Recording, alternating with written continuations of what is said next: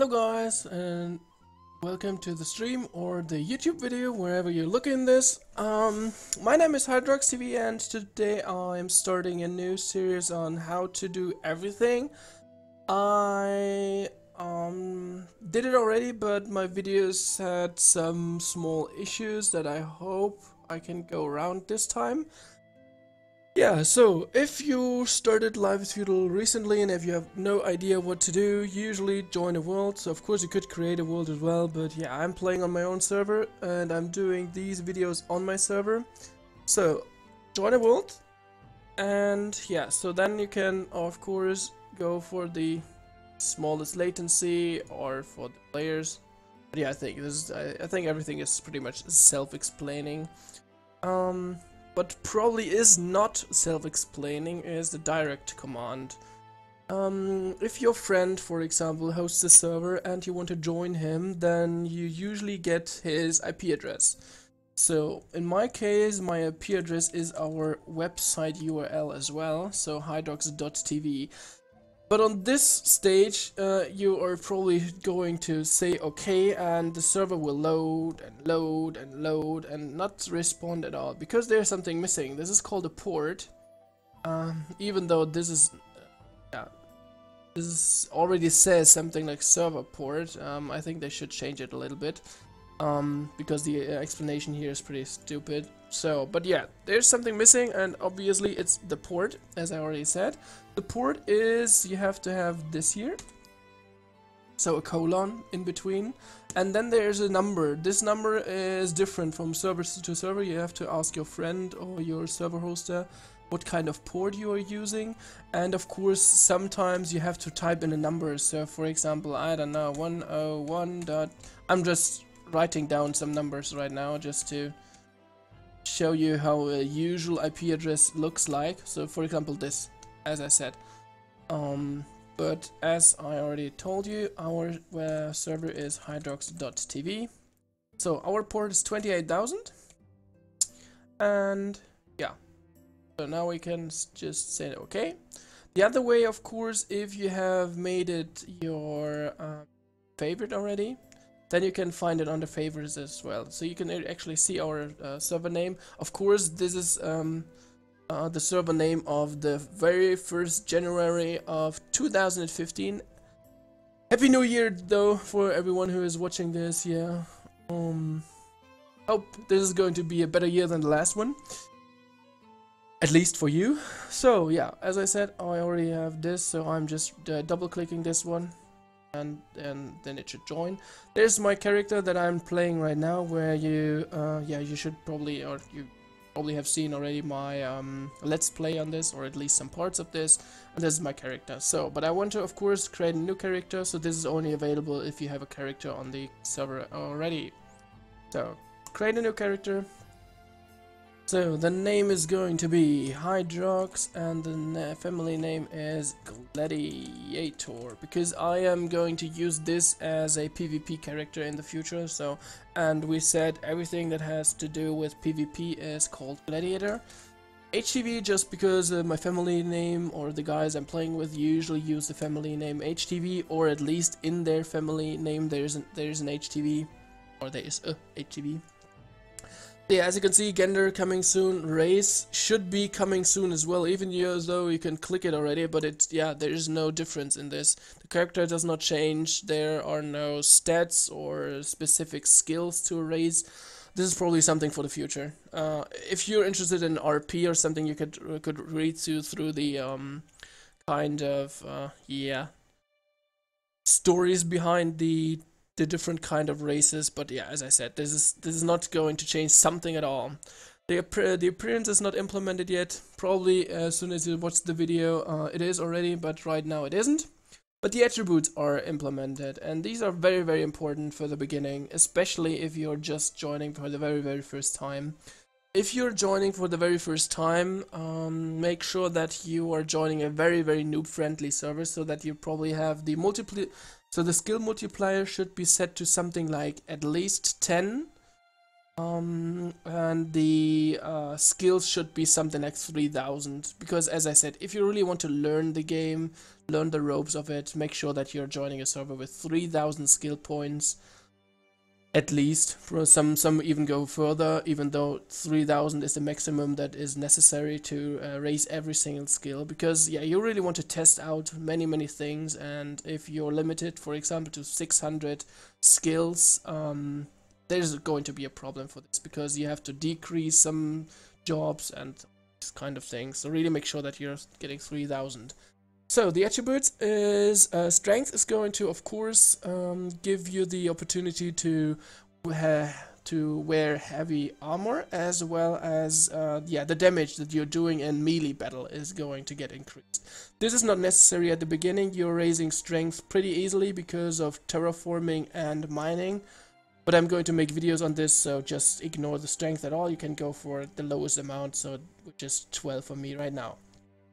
Agility is the same with strength. Agility is just giving you the range damage instead of the melee damage. Not necessary in the beginning at all, because you want to first start your, for example, the house or your home set point or a mine or whatever. So strength and agility are not really necessary.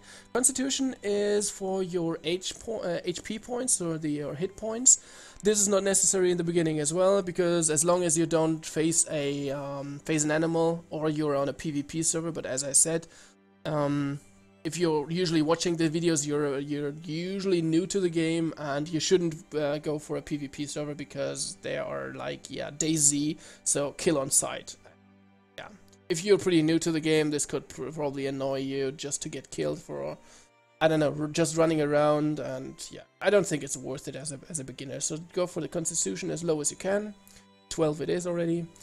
The willpower is the very important thing. The willpower is going to increase the amount of stamina that you have, as well as the inventory space. Just believe me for now, in one of the next videos I'm going to explain how this works with the inventory space. But you will need your stamina high as well, so go as high as you can go with the willpower. And as you can see, intelligence is already at 12. Intelligence is not really implemented yet, so you will need intelligence for some kind of basic warfare engineering, but this is not implemented while you're using this. I think intelligence is used for some herbalism stuff as well, so for the alchemist guys. But as I said, this is not worth it at the beginning. So this is every single time I create a character, this is usually the thing that I'm going to. But as I said, I am going to make a gladiator, so I care about my strength. So I'm going to raise my strength instead. But you can change all of these things in-game as well. So even if you're going for full strength now, you can decrease your strength in-game after a while. There's a stat cap of 150.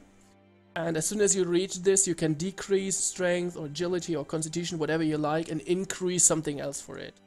But I'm going to explain that in-game, because it's way easier to explain that in-game. The crafting skills is pretty easy to explain. Prospecting is everything that has to do with iron ore, so mining, smelting, forging, weapons or armor. Forestry, everything that has to do with, obviously, the forest, so everything that has to do with trees. So cutting down trees, replanting trees, getting some sprouts to replant the trees, make furniture via carpentry, bowcraft, or warfare engineering, as I said, not implemented yet. Nature's lore is everything that has to do with, obviously, nature's lore, so everything that has to do with herbs.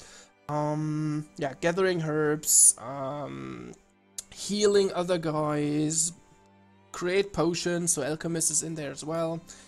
I think that's it. Yeah. Terraforming, yeah, everything that has to do with terraforming. Terraforming is just the beginning, so you have to flatten, for example, your area to build something somewhere. But I'm going to explain that on another video, because terraforming is pretty complex, especially if you're really playing for the very first time. Terraforming means that you are able to build buildings as well. So basic buildings like the furnace or the kiln that are used to smelt down iron or make charcoal, for example. As well as really big buildings like a keep or a house. All these kind of things are in terraforming. And farming is, yeah, just imagine that you're living on a farm, and yeah, you have to do stuff. So harvest, put down crops, take care of the animals. What else do we have?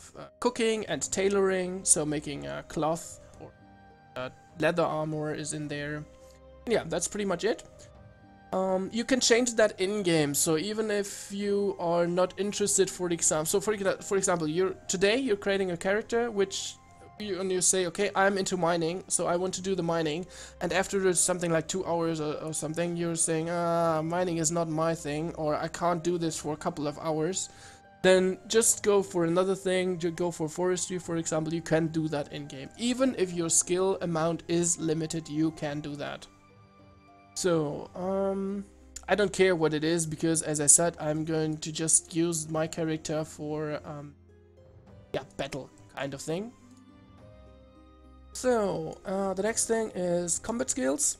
This is pretty, yeah, important to really take a look at it. So warhorse handling is obviously everything that has to do with horses, even though while I'm speaking right now, the horses are not implemented yet. But you should at least go for 30, because otherwise you're not able to wear chainmail in game. You need 30 to wear chainmail. So if you're interested in that, just go for 30. Are you able to go 60? Okay, you can't even go 60. You probably should go for 60 then instead.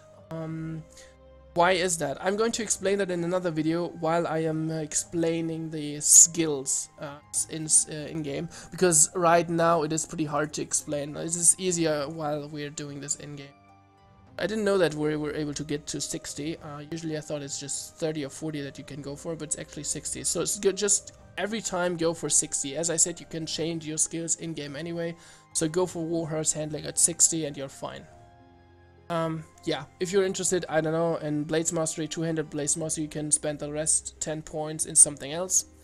Throwing weaponry is for bow handling or crossbow handling. 200 Blades Mastery, I think pretty much self-explaining. Blades Mastery, self-explaining. Militia service yeah, probably is not self-explaining. This is meant for what is the weapon called? A lance. So everything that, yeah, is